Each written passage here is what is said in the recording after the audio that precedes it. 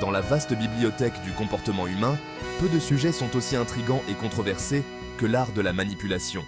L'ouvrage de Robert Greene, Les 48 lois du pouvoir, plonge dans cet univers, dévoilant les forces subtiles qui façonnent nos décisions.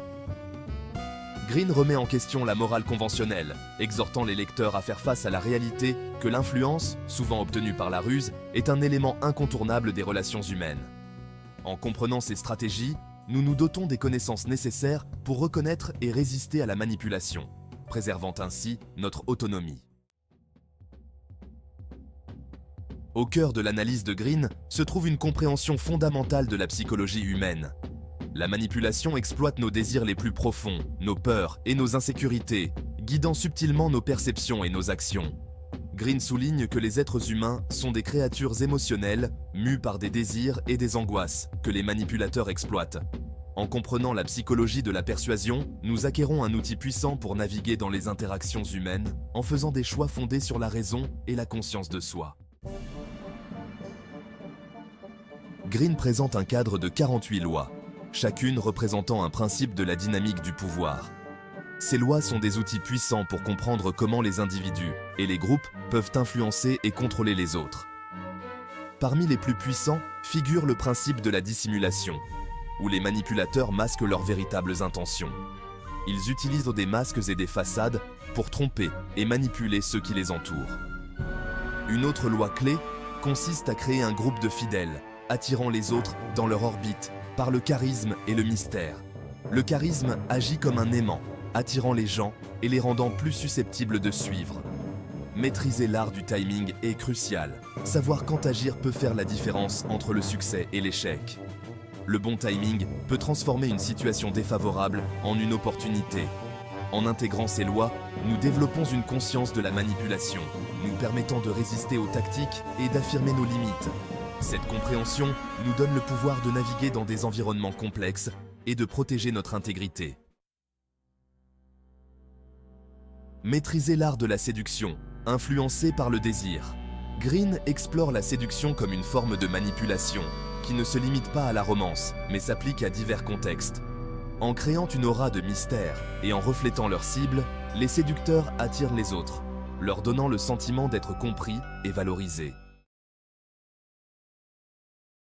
Le pouvoir des mots. Utiliser le langage comme une arme. Les mots ont le pouvoir de transformer des idées en actions et de mobiliser des foules. Greene soutient que les mots sont des armes puissantes qui façonnent les perceptions et influencent les émotions. Ils peuvent inspirer, motiver, mais aussi manipuler et tromper. Le cadrage et les appels à l'émotion sont des tactiques linguistiques clés utilisées par les manipulateurs. Ces techniques peuvent orienter notre pensée sans que nous en soyons conscients. La communication non verbale, comme le ton et le langage corporel, joue également un rôle crucial dans la persuasion. Les gestes, les expressions faciales et même le silence peuvent renforcer ou contredire les mots. En comprenant ces tactiques, nous devenons des consommateurs d'informations plus avertis et des communicateurs plus efficaces. Nous apprenons à décoder les messages cachés et à évaluer les intentions derrière les mots. Cette connaissance nous aide à résister à la manipulation et à affirmer nos propres limites. Elle nous donne les outils pour défendre nos idées et protéger notre intégrité. Le masque de la moralité, la manipulation sous le voile de la vertu. Derrière des apparences de bienveillance se cachent souvent des intentions beaucoup moins nobles. Les manipulateurs présentent souvent leurs actions comme justes, même lorsque leurs intentions sont égoïstes.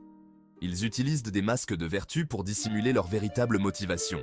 Des tactiques comme la culpabilité, la honte et la flatterie sont utilisées pour contrôler le comportement et gagner la confiance.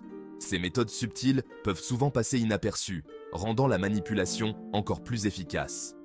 En exposant ces tactiques, Greene nous encourage à nous méfier de ceux qui prétendent vouloir notre bien. Il nous invite à regarder au-delà des apparences et à questionner les véritables intentions. La véritable vertu réside dans les actes et non dans les paroles, et nous devons discerner la différence entre l'altruisme authentique et la manipulation égoïste. Les actions parlent plus fort que les mots, et il est crucial de rester vigilant. Cette prise de conscience nous aide à nous protéger de l'exploitation et à cultiver des liens authentiques.